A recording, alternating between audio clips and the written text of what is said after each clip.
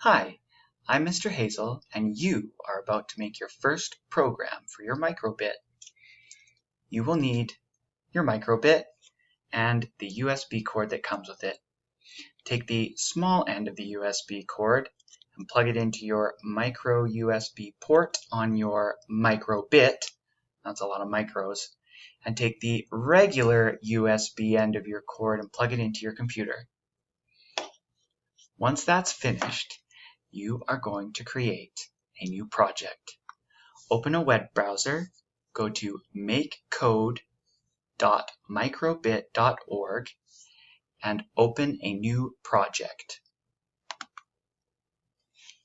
If any time during these videos I'm going too quickly, just pause so you can take a minute to catch up, but I want to go through quick so that there's not a lot of wasted time.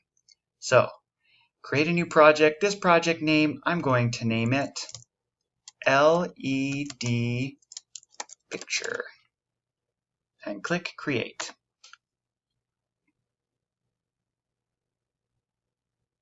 So, like we said in the introduction video, this area is where you are going to build your code. This area is where you get all of the building blocks for your code, and this area is the microbit simulator, and that will show you what your microbit will do with the code once you put the code onto your microbit. Okay? If there's anything in this area that you don't really want to use, simply grab it by clicking on it with the mouse and holding the mouse button down, dragging that piece of code over to the menu, and a trash can will appear. Once you let it go, that piece of code is deleted. Don't worry, all those building blocks, remember, are all available here in this center menu. For us, for today, what we're going to get started with is we are going to turn your microbit into a display screen to show a picture using these LED lights. I'm just going to show you here on the simulator. These LED lights can display different images based on which ones light up and which ones don't. So what we're going to do is tell the microbit to light up certain LEDs on start. That means just as soon as it's turned on. So this block here called on start, this is the one that you're going to use today to start.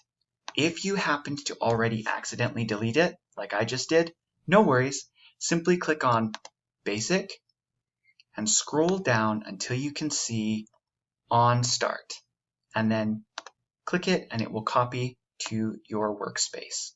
I'm going to drag mine up to the top just so that I can see all of the little bits and pieces. Here you can see it looks like a puzzle piece, like something could fit in there. This is a way that the microbit program shows you that another piece can easily fit in there. Some pieces are shaped differently, which gives you a clue about what pieces will fit together and what pieces won't. So let's get cracking. The first thing we're going to do is we are going to add a basic bit of code. So we'll click Basic. And in this menu here, we are going to grab the Show Icon piece of code. And like I was saying before, it looks like this piece of the puzzle could fit into here. And if we bring them close, the program just wants to snap them together. And if we let it go, it will drop right into place.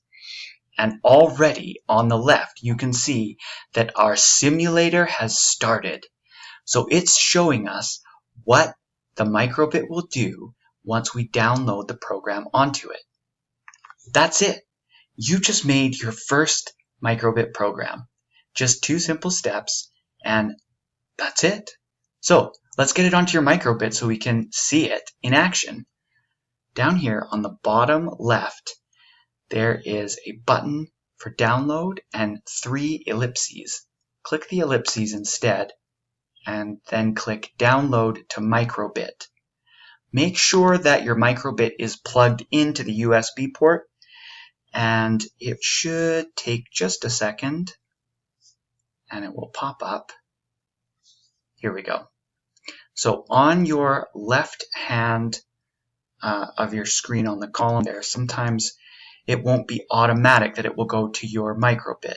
So you can go to this PC and it should load up all of the pieces of your PC and microbit should show up. Here it's in drive F. It might be a different drive depending on which USB port you have it connected to. Once you double click on that, your file name here is microbit-yourtitle.hex. You don't really need to know anything about any of that. The only thing you should know is that your microbit will only hold one program at a time. So if you save another program onto it, it's going to do the last thing that was saved onto it. So I'm going to click Save, and I'm just going to wait. It takes a couple of seconds, and you'll notice that while it's saving, on the back of your microbit, this one isn't plugged in, but I'm going to show you right here on the back, there is an orange LED light, and that orange LED light will flicker while it is loading the program, but once it's completely loaded, that LED light will turn bright orange again and stay solid. That means that it's finished putting the program on to your microbit. And at this point, for this program, it's already going to start working because, I'm just going to close this part here, because on start, our simulator shows us it's going to look like this, and in reality, it does as well. At this point, you can unplug it from the USB cable, but if it's anything like mine, it was showing the heart and then the heart just disappeared. The reason for that is that there's no more power reaching your microbit. So take your battery pack that has the two AA batteries in it and plug it in to this port right here. They're both white and they look like the same, so you'll know which one goes where. And there's one ridge on this connector piece and there's one groove on this connector piece. Make sure they sort of fit in together. And once they do, because this program that you just finished making will start up on start, once I plug the power in, boom, there is our LED display image. Pretty cool.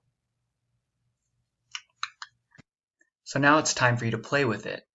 I'm going to leave my battery pack plugged in just because it's easier than unplugging it and plugging it back in, but I am going to plug the micro USB cord back into the micro USB port so that my micro bit is connected to my computer again. Alright, so every once in a while that pops up when I plug it in, so I just close it again. If that happens for you, you can do the same thing.